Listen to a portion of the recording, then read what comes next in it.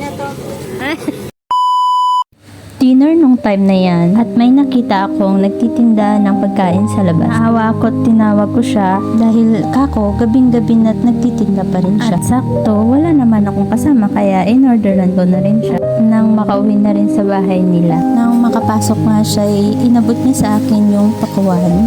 At sa akin na lang daw kaysa masira. At dito nga pinakita niya sa akin isa-isa ang mga dala niyang paninda. Kita ko ang kanyang kasiyahan sa mukha at determinasyon para sa hamon ng buhay. Sabi niya sa akin ay bilhin ko na lahat ng paninda niya.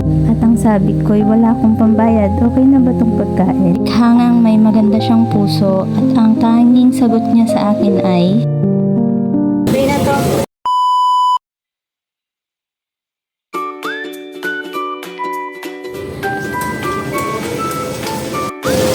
ito na naman siya.